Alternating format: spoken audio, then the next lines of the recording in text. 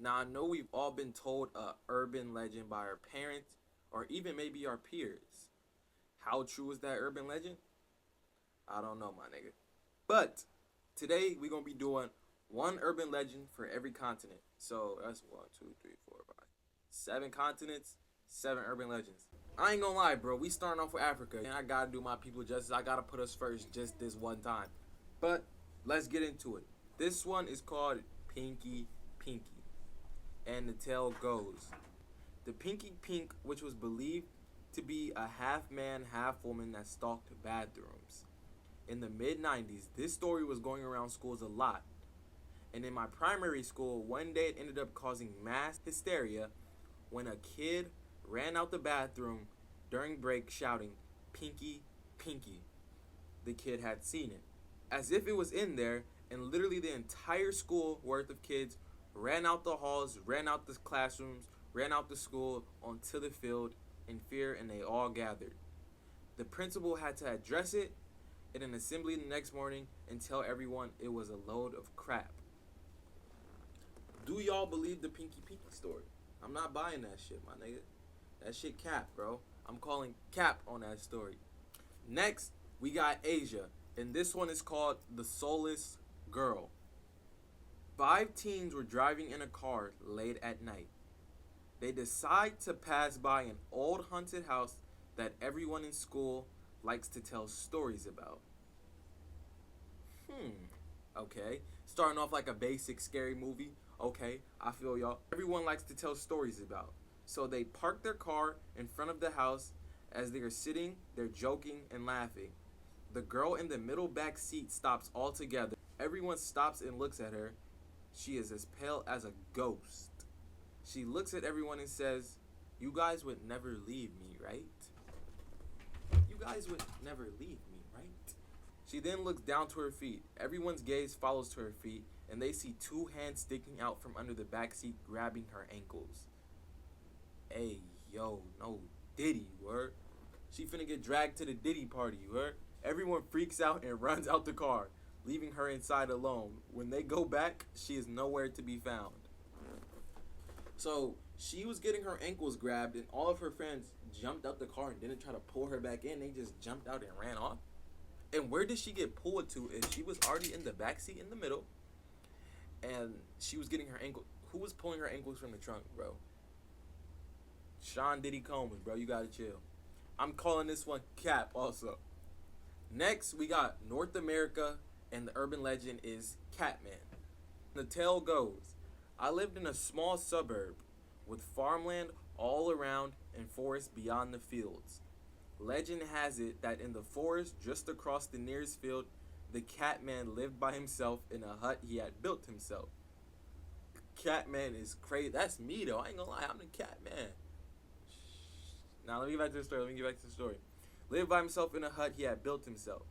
You'd know if you got close to his hut because he had placed dead cats on stakes all around the perimeter of his dwelling. Never mind, I'm not the Catman. This nigga is weird. He supposedly snuck into our neighborhoods at night between 2 or 3 in the morning. This nigga on some Diddy shit, you heard? Hunting cats which he flayed, ate their flesh, and sold their skins. If you met him, you would instantly freeze and go insane because after eating all those cats, he no longer had human eyes, but cat eyes. Needless to say, we had several aborted missions to locate his hut in the woods. But when we got to the edge of the field, we had scared ourselves silly with stories and ran back into the safety of suburban orderliness. Y'all telling me y'all went to go look for him. Y'all went to his cabin. Y'all went to bro cabin. What is up with y'all, bro? It hit different when this how I know it took place in North America and not Africa, because why is we looking for the Catman in the forest? I think this one is partially true though. I don't think it's fully true. I think it's partially true. Like some of the elements of the story probably actually happened, but you know what I'm saying? Who am I to say? Let's move on. Next we got South America and the legend of El Celebon. Y'all let me know if I'm saying that correctly. If I'm not, y'all please correct me if y'all feel the need to. And the tale goes: El Celebon was a young man in Los Llanos in Venezuela. He was a good kid, growing up with a loving mother and a drunk father.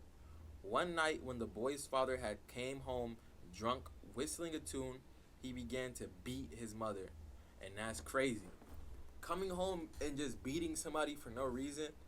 I had a bad day at work today. Well, fuck, John. I'm gonna go home and wail on my wife. Was how they was moving back then, bro. That's crazy. The boy, unable to just stand by as her mother was attacked, took a knife from the kitchen and stabbed his father through the heart, killing him. Okay, my boy. I see you, my boy. I see you, my boy. You know what I'm saying? He on his Joe Goldberg timing. If you know, you know. If you know, you know. His grandfather arrived in the house and saw what his grandson had done, so he tied him to a tree in the backyard and until his back was raw and bloody. Once he was finished, he poured a mix of alcohol and lime onto the cuts. Whoa. Y'all ain't gonna lie, these niggas moving freaky in these stories, bro. To add to his misery. Then he untied him and set off his rabid dogs after him. The boy had no choice but to run from the dogs, back bleeding a trail everywhere he went. It is said he ran for so long he never died, but rather simply became a spirit doomed to run forever. The whistle of his father stuck to his lips. His sound was said to be deceiving. So when it sounded like he was nearby, he was actually far, and when he sounded in the distance, he was very near. He took souls sparingly, but put the bones of his victims in a sack he carried over his shoulder. Next up, we got Antarctica, and this one was kind of hard to find because who the fuck lives? You can't really even go to Antarctica. But this one is called Base 211. The story goes, one of the most enduring urban legends about Antarctica involves the supposed existence of a secret Nazi base.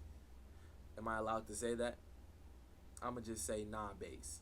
According to this legend, during World War II, the Nah base established a hidden base on the continent often referred to as Base 211 or New Swabia. This theory suggests that the Nah conducted secret research and possibly even fled to this base after the war's end. I believe this one to be true. It's very short and brief, and you know what I'm saying, that is like something that is like, this one is like the most likely to be true, if y'all know what I'm saying. Like Europe, this one is called the Vrykolakas. I'm gonna just call it the Vryks or Vries. The Vry is typically created when an individual dies under unusual or violent circumstances, such as self-death, excommunication, or an unholy death. In some tales, improper burial rituals can also lead to the creation of a Vry. Okay, so the story goes. A girl was bullied in her school for years and years and years, and it never stopped. She self and became a Vry to all the people that ever bullied her over those 2 to 3 years. She came back and them one by one by one. But that's not the kick. She would go to their burials and make sure it was an improper ritual, so they all became Vries and their souls can never ascend. And that is the story of the Vry. I'm gonna call this one, that one made my, you know what I'm saying, made my body shiver a little bit. You know what I'm saying? That one made my body shiver a little bit, I will say that. But my nigga, I don't know, I'm gonna call this one Gap. Last but not least, we got Australia. The legend is called the Pilliga Princess. The story goes, the Pilliga Princess is believed to be the ghost of a woman who once lived in the area. There are various versions of her story, but a common theme is that she was a homeless woman who wandered the highways and backroads of the Pilliga Forest. She was looking for a ride one day, so she was hitchhiking, which is illegal, I should point out. Just kidding. She was hitchhiking, and the truck driver that pulled her up did bad stuff to her, and her after. Okay? Her soul is trapped at this Pilliga, in the Pilliga Forest, and she looks for truck drivers and tries to obscure them off the road and things of that nature, and just tries to as much as she can. You guys know? the Paliga princess. Okay. Do I believe this one is true? I believe that those things happen to her, but I don't think she's still out there. If you are, please don't come for me, lady, because I will have to put something on you. I will have to put something on you. I will have to put something on you. YouTube, that is fake. Please don't. You know what I'm saying? Please don't. That is fake. Anyways, there's a case like that where there's this lady that was hitchhiking and she got by this guy and she got revenge and kept doing it to other truck drivers. But that's what that reminded me of. Anyways, that was 7 continents for y'all. Make sure y'all like, comment, and subscribe. Let me know if y'all enjoyed the video. Let me know what y'all want to see. Follow my Instagram down below. Please, please, please, please, please, please, please, please. And I'm going to see y'all in the next video.